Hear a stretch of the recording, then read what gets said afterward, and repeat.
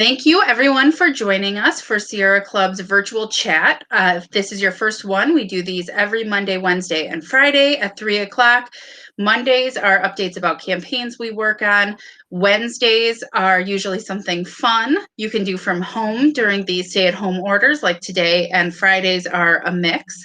So today we'll be doing Introduction to Birding or Bird Watching, and Keith and Abe are our two guests that are going to present. I'm going to turn it over to them in a second. They'll introduce themselves and then offer some tips, and then we'll do questions and answers if anybody has any things they'd like to ask. And yeah, we will do that. These are uploaded. So if you're not watching live, you're probably seeing this on Facebook or YouTube, and you can go back and watch our other ones if you're interested. And in case you're wondering, Fridays we will be joined by Four Lakes Group Chair Liz Wessel, who will be talking about cooking from your cupboard. So I hope you can join us for that as well. Now, Keith and Abe, I'm going to turn it over to you guys if you want to introduce yourselves and then kick off some introductions. Yeah, it sounds good. Thanks, Elizabeth, and thanks for having us. For those of you that don't know, my name is Abe Lennox, and I work for 1,000 Friends of Wisconsin. We're a land use planning organization, and that's how I got connected with Elizabeth. But I'm also an amateur birder. We were just talking about that term earlier, but I consider myself an amateur birder, certainly not an expert, but I'm happy to be here and talk about it. I'll just start with how I got into birding and let Keith do the same, and then we can do some tips. I might offer some tips before I hand it over to Keith. But I got started with birding and birds when I took a tropical ecology course. It was a field course in Ecuador.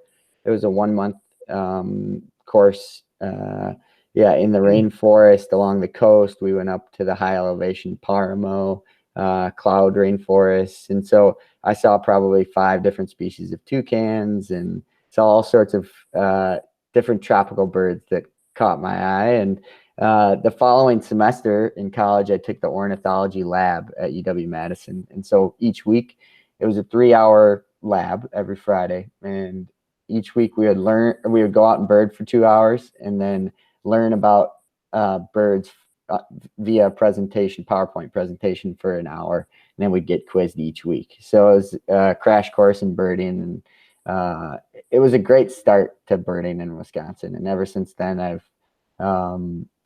I've birded regularly on my own, participated in Madison Audubon Society or like national or international birding events, and I do some intro to birding walks and talks for the Madison Audubon Society as well. But that's about how I got started, and I'm still learning every day, still working on my ID skills every day, and I've been doing it for 5 years or more. So it certainly is a continuous learning experience.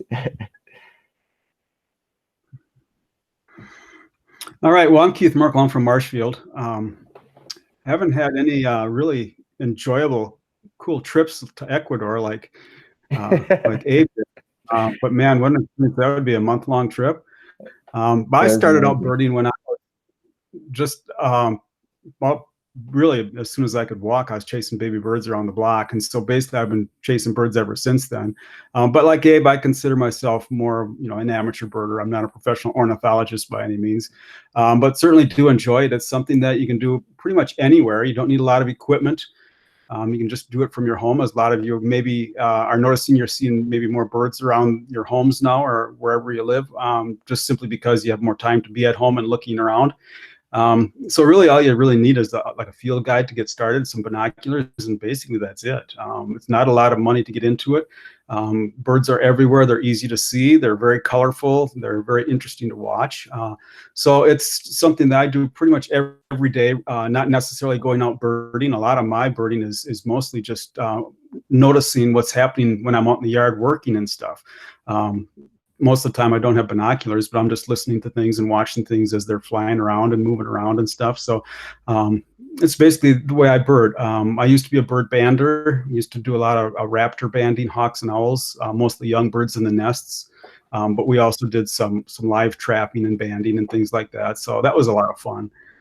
So that's kind of my background with birding. So Yeah, Elizabeth, do you want to lead us in our direction? Or Abe, you got something to add? Well, I just wanted to say there was a question. Liz Wessel had a question about field guides, which ones we use. I was just going to mention that there are a number of different resources, paperback and tech, like phone apps or online, just on the internet. There's great resources for birding. The other thing I wanted to echo is that the thing that appeals to me about birding so much is that they are everywhere. You can go anywhere in the world and bird and look for birds. And the other, it's such a it just brings nature so close to home too. There's no other, besides like a raccoon rummaging through your trash, or squirrels on the power lines, or bunnies chasing through your brush or your garden. It just, they can be like, there can be some pretty amazing birds that come close to home, and it's just not something you get experience with nature, with any other type of animal. That's great. So I think bird guides. I'm just gonna put up a bird guide, and I know it's gonna be backwards, but this is a really good one.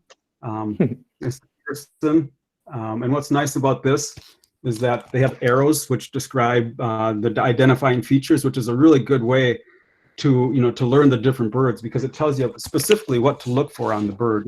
The certain markings, the colors, what they sound like, different plumages, males and females, what they look like in flight a lot of times, and it's a really good way to learn. And I suppose this is probably online now. I'm kind of old-fashioned. I like things that I can hold and look at rather than on the screen. So I, as a kid, and well, for many, many years, I spent hours, countless hours, going through books similar to this, just looking at the birds, and just when I would see something new, a lot of times I would know what it was already because I remembered seeing it in the book. And that's just a really good way to get started, to get a guide like that. And that's a good way to start out, because then you've got it right in your hand.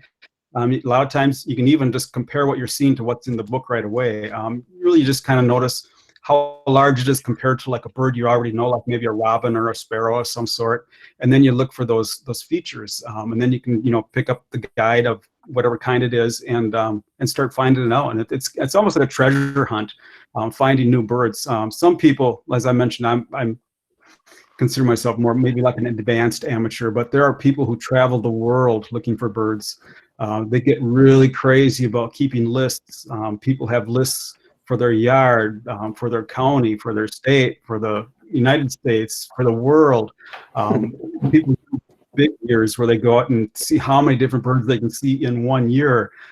People spend tens and tens of thousands of dollars on travel just to do this if they get really serious about it. So, it's just something you can, do as little as you want or as much as you want, depending on how much your interest develops. So, yeah. I also liked, I was just grabbing I have a Silby guide to, to birds in Eastern North America. And both, I've used both Peterson and Silby, and they're both great. I often go to my physical book when I come back from birding. I live in an apartment in downtown Madison, so I usually have to go somewhere to bird. And so I'll typically use, there's a smartphone app called, it's called Merlin Bird Id, and Elizabeth, I know, is going to upload some resources, the links. But that's a free app that you can use on your phone, and that's what I like to use that in the field.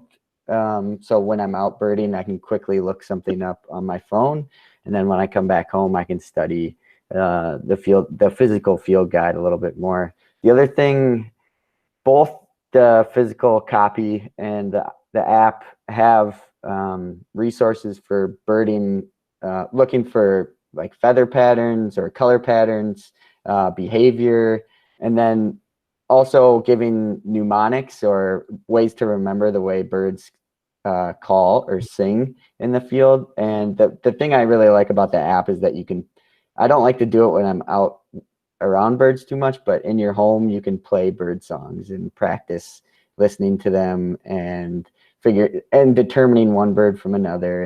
And so that also brings me to my other point, that I think birding is it seems to be, you use your binoculars, you're looking at a lot of things, you're using your eyes for identification, but there's also a lot of ID that can be done by ear too. So just by listening. And I think the apps have are a great resource for learning bird calls.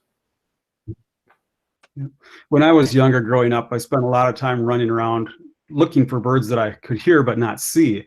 But like Abe mentioned, now there are a lot of resources for learning bird songs.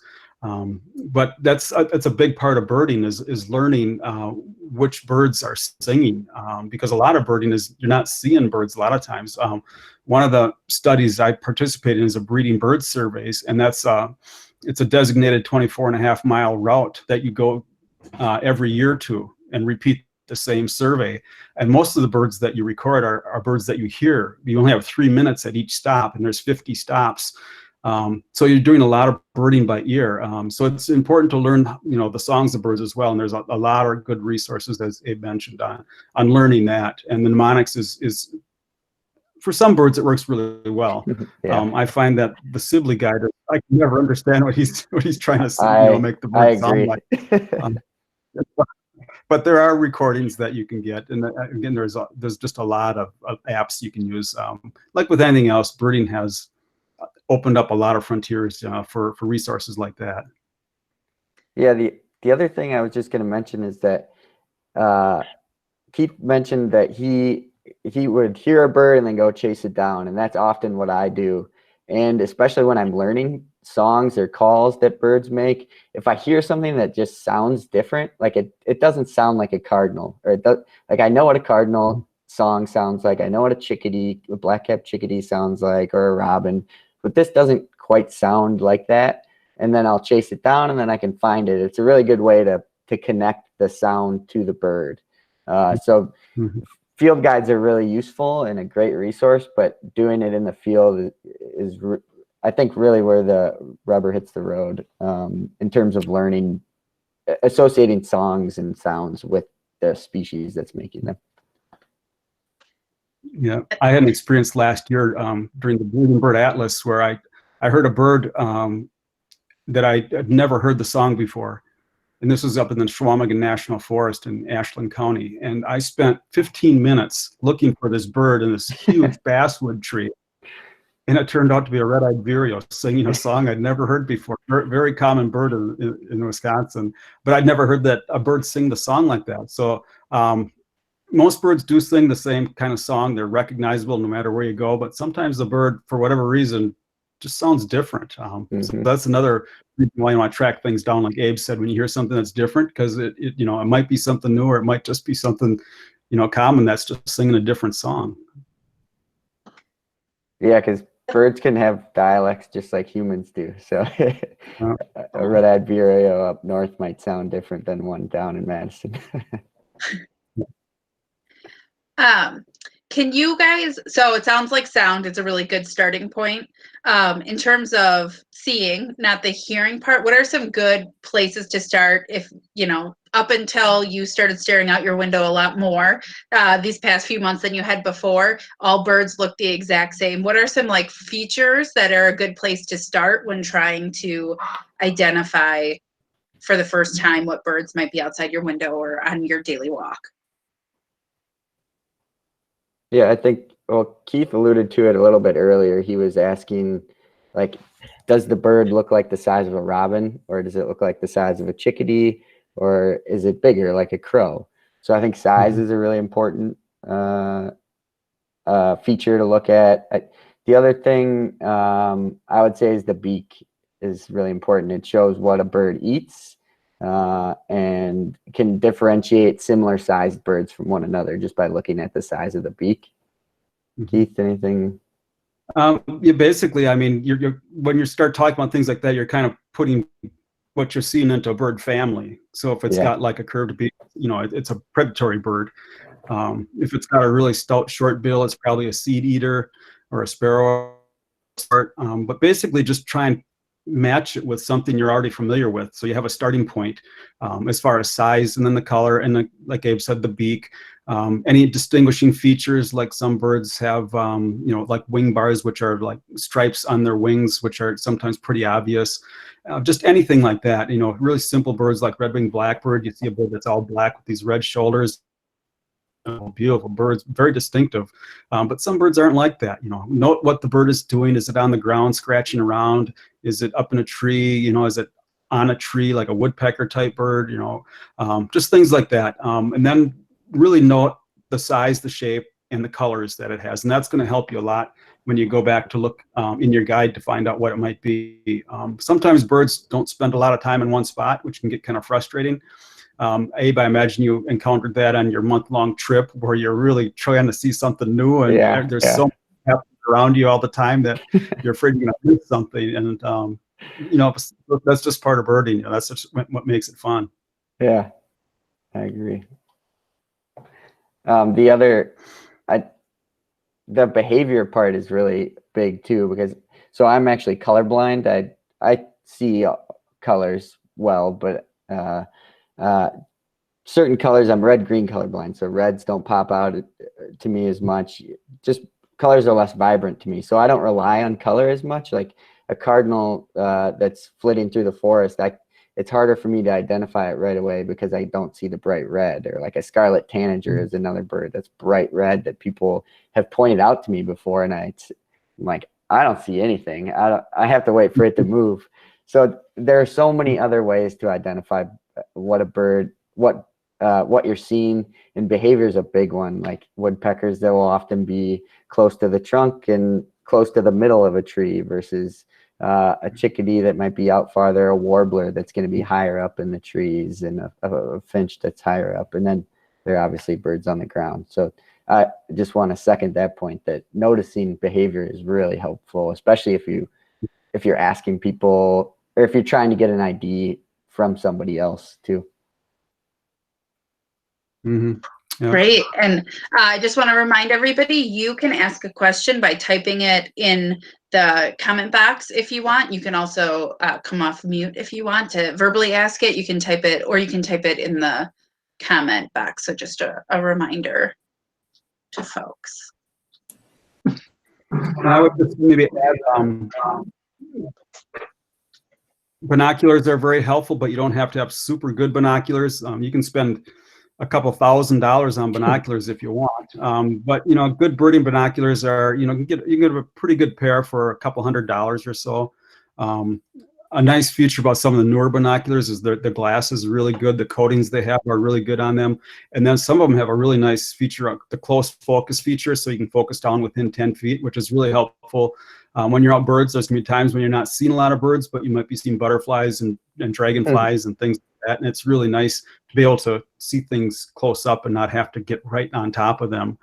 So close focus is important too. And there's a lot of good binoculars on the market these days. Hi, this is Liz. I just two comments. One on the binoculars, which you started talking about. I have found that getting the type that allows for a lot of light, because a lot of bird activity happens early morning and late in the day, and the light starts to go, and the more you can get that open light in, and I forget what they call that when you have it's a wider whatever, it allows more light in low light situations. That's been really helpful. And then I just was laughing because, you know, birds, you were saying, Abe, how you find them in typical areas. So my laugh was for the ruby-crowned kinglet, which we were seeing on Odana Golf Course, which is normally high up in the trees, and you can never get the identifying mark, which is the cap on its head, because it's too high up. I mean, you have to be hiking a trail where you're looking down on the top of pines or something to see it. But these ruby-crowned kinglets were flying around at the base of a shrub on the ground. And so we were able to get their wing marks and finally see the little crown on it. Beautiful crown. Yeah. And it was just, I've never seen them there. I've always seen them up in the pine trees in the mountains, you know, underneath, you know, trying to get a glimpse of something. Yeah, it was very funny. Well, the binoculars you're talking about, Liz, is called the objective lens, and that's the larger size lens. That's the side that is not the eyepiece; it's the other side. And so they're measured in millimeters. So the larger the number, the more light it's going to gather. So a lot of birders use like a 40 or 42 or a 50 objective lens. And then the first number, like a 7x35, would be 7 power. The first number tells you what power the binocular is.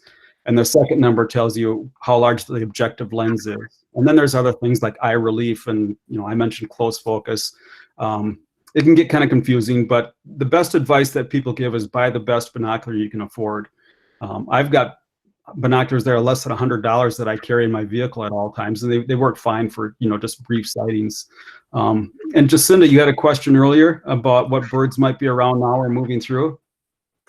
Yeah, let me, this was a typed in question. Let me just re-ask it, and then you both can answer so that viewers can hear the whole thing. What are some interesting birds a backyard birder can watch for or try to attract during a migration? And I think if you can spell out that we're in the middle of a migration too, and what we could be looking for, that'd be good. Mm-hmm. Abe, you want to go ahead? Sure. We get a lot of birds during migration, a lot of songbirds that come through that don't end up breeding in the Madison area or even in Wisconsin and end up heading elsewhere to breed. There's kind of a wave of migrants right now. We're seeing Baltimore Orioles coming through. They're a bright orange and blackbird that you can put out orange halves for or jelly on a plate. They'll come down and feed off of that. That's a good one. I don't have bird feeders, so I would have to defer to Keith on that. But there are a lot of, let's see, the kinglets are another one that I'm not sure how often they come to the feeder, but they are a backyard bird, and I've heard them out my apartment window for sure. I'm trying to think of, like, I've seen rose-breasted grosbeaks coming through in the southern part of Wisconsin recently. They are a robin-sized bird with the males have a big white beak, and they're just a beautifully white, black, rose-colored bird. And then I think the biggest, there are a lot of shorebirds. There's a huge diversity of shorebirds that come through, not so much in your backyard, but the backyard birds that most birders get excited about are warblers. And those are going to start coming through in big numbers starting maybe this weekend, going through the beginning of May to mid-May. That's usually the peak time for warblers. And they're smaller songbirds, some of the most colorful birds we see come through Wisconsin, only here for a short period of time, but they'll stop by feeders, and it's a great group of birds. There's I think somewhere around 20, give or take a few, warblers that come through Wisconsin in a typical year. So that'd be it.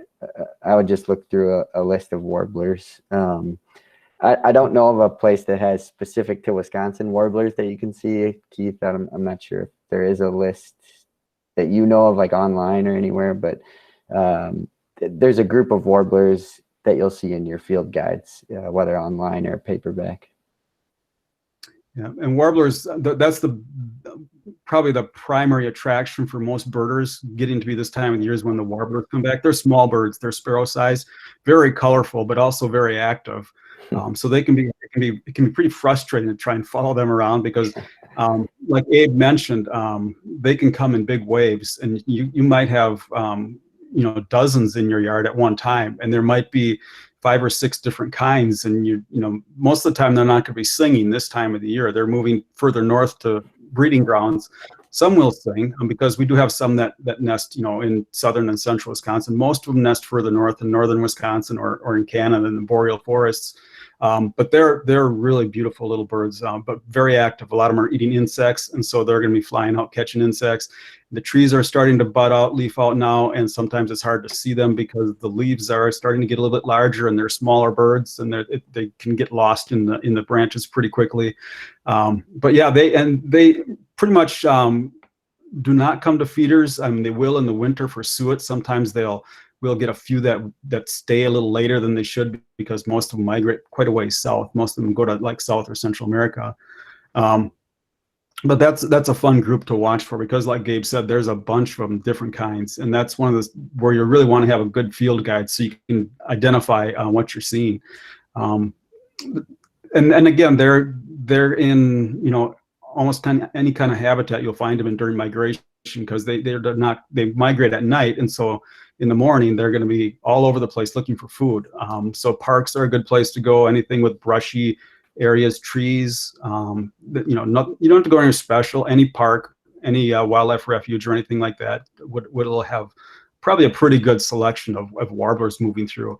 But most of them will just be passing through.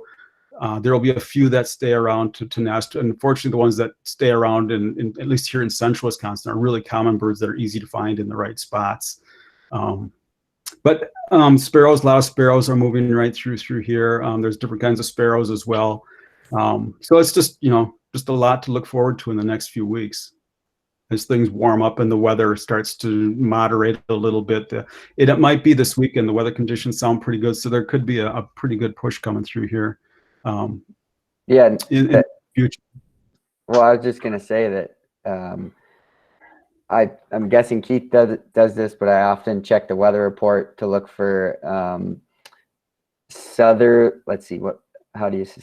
winds. So winds coming from the south pushing birds north. So birds are migrating at night, a lot of songbirds at least, like Keith said. And so looking for like weather patterns that will predict more birds coming through the area. I know there's a southerly wind on Sunday or Monday night. I can't remember which one. And then there's another, what looks like some southerly winds on Friday night. And so Saturday could be a great day to get out and see some new birds, or just sit on your couch in your living room with a cup of coffee and watch your feeder, the plants around your house.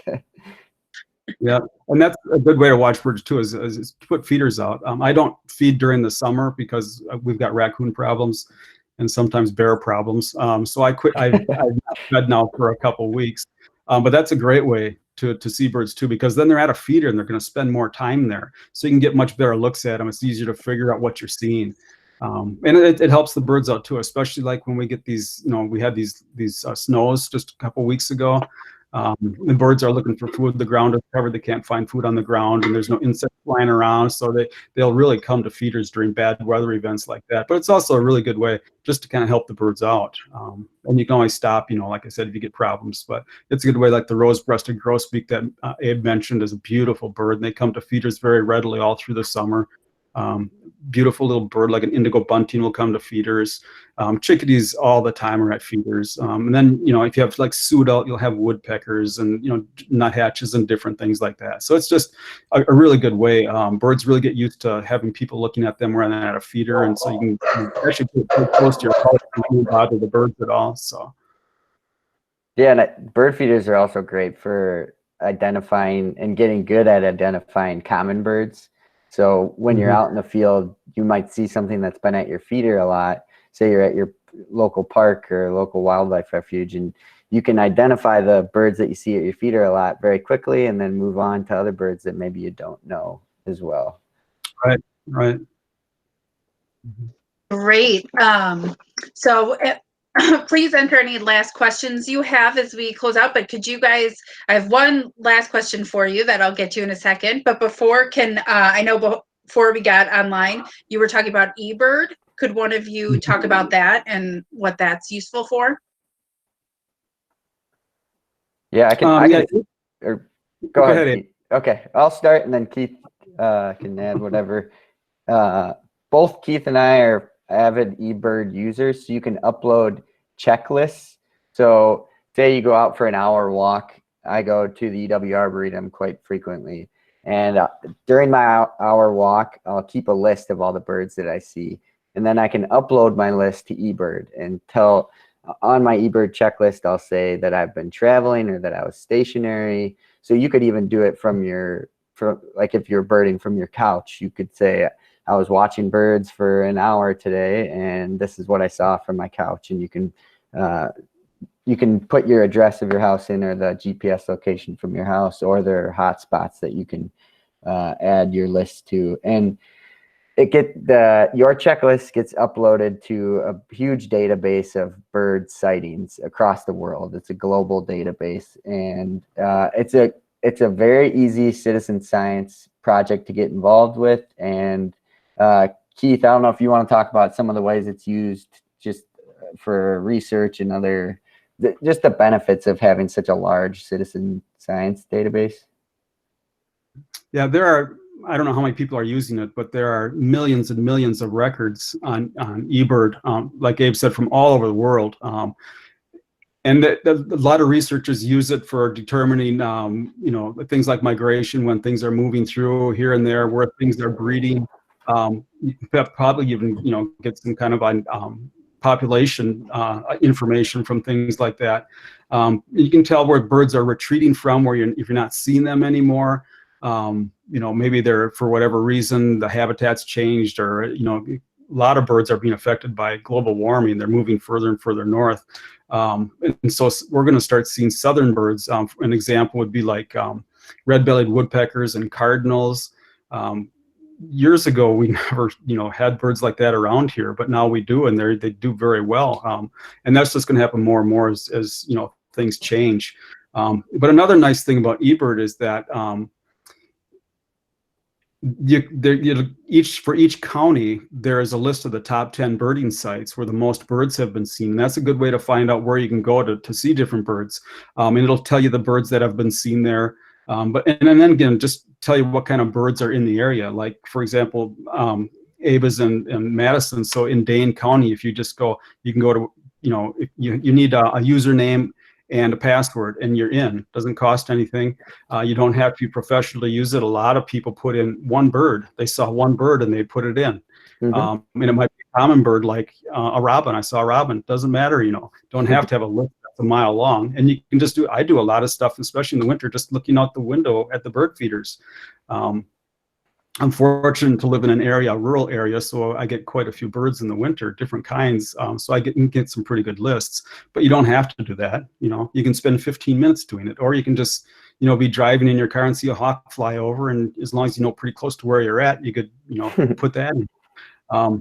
But it's really nice for that, learning what other people are seeing. You can upload pictures to it, so there's a lot of nice pictures that people put in. And it's a good way to keep track of migration, what's going on. Ava's mentioned a couple things that we've not seen up here yet. Baltimore Orioles we've not seen yet. Grosbeaks we've not seen yet, but they'll be coming soon. It could be this weekend. And then another good organization, Wisconsin Society for Ornithology, which is a Wisconsin-based group. They do a lot with birds in Wisconsin, and that's wsobirds.org. And they have field trips, like I mentioned earlier, the Madison Audubon Society does. A lot of the Audubon societies have regularly featured birding trips and things. So there's just a lot of good resources that you can kind of learn from. Yeah, and the eBird, the good place to Keith was mentioning, looking up what other people have seen in your area. If you go to ebird.org, and then there's an explore tab, so you can explore birds by species or explore locations. You can explore hotspots, which I mentioned earlier. So Keith also mentioned where you could look up your county and then find the most the hotspots with the most checklists. And it's just, the explore section is so, I'm on it pretty much every day, especially this time of year, because there are birds that are moving north from Illinois, from Tennessee, from wherever, and you're watching them come ever closer to Wisconsin and waiting for them to come. And or like some bird that maybe it's the first of the year that you've seen this year migrating through, and you can see if you're the first one in your area, or if anybody else, if any of your other birding friends have seen the same bird in your area, maybe even the same bird if it's on eBird. Right. And I did that a lot. The first time I see a bird in the spring or the fall, especially, I'll put first of year. Means the first. And then you've kind of got a record of, you can keep track of migration, when things are moving, when they're here and then when they're gone. We just had a whole load of fox sparrows that were here for like a couple of weeks, and now they're all gone. They're further north. So, and it's interesting. I've got some friends up in Ashland County, and just seeing what they're seeing now. They're seeing things that I saw here a week or 2 weeks ago. So fun. Like Abe just said, you can kind of follow where it's almost like watching, the Santa Claus coming on the radar. Yeah, exactly. That's great. One last question for each of you. What is the coolest bird you've seen, and which bird are you dying to see that you haven't seen yet? Wow. Well, some people would answer that the easy way. They would say the coolest bird they ever saw was the last new one, and dying to see will be the next new one. I'm kind of partial to hawks and owls. As I mentioned earlier, I was a bander for quite a long time, so I think my coolest one is great gray owl. Years ago, when we were banding, I was putting up nesting platforms, and I actually had 2 pairs of great gray owls nest in northern Wisconsin, and that's only been documented a handful of times, and not since the 90s, I don't believe. So it's been a while. That's a species that's really at the southern edge of its range in Wisconsin. And then the next bird, I don't know. I mean, a tropical trip would be great, to see things. That's a tough one. I really don't have one that I really, really, really want to see. So I'm just going to say the easy route and say the next new one. Yeah, there you go. I would say I'll give you 2 for my favorite birds, because one's in Ecuador, and that was the plate-billed mountain toucan. It's a navy and black toucan with a red and yellow bill. And if you're in a group of birders, you often like call out what you've seen, or call out that you see a bird. Maybe it's a new bird for the day. And we had been looking for this bird in the group for a while, and I spotted it, and it just felt really good to spot it. It's also a very pretty bird. So that would be my favorite Ecuadorian bird. My favorite bird, I just saw a blue-headed vireo recently. They're a small songbird. Not too common. Vireos in general, at least blue-headed vireos, I don't see them that often. They're pretty easy to identify. They have a big white eye ring that kind of like the white goes back from their eye a little bit, bluish gray head, and they're really neat birds. Take a look. You can just look them up online.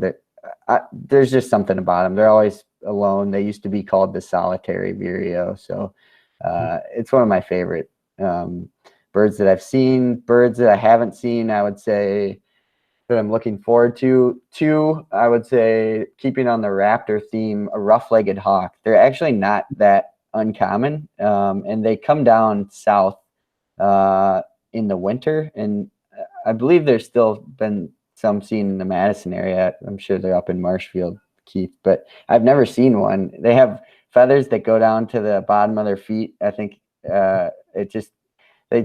they look like they're a pretty bird on the guide, and I'd like to see it in person at some point. And then another bird, the yellow-headed blackbird, which I've never seen. I know there's some in some wetlands just north of Madison. I just haven't gotten out to see them yet.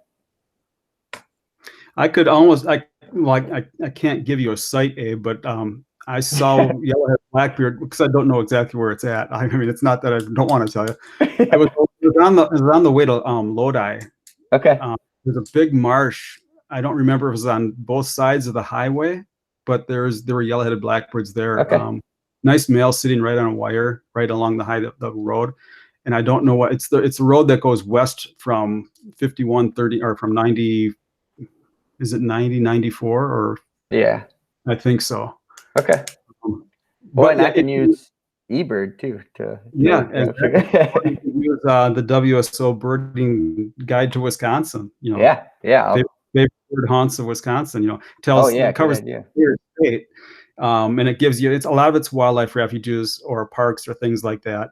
But it covers the entire state, so that's a good way to find out where to go as well. And it gives you lists of birds that can be seen there. The last edition was, I don't know, probably 12, 15 years ago. So some of it might be a bit out of date, but most of the things like the protected state areas, those are still going to be, have good habitat and be a good place to go to. So. As far as rough-legged hawks, I've not seen one yet for probably a month or So, but they are very, very interesting birds. Yeah, they are.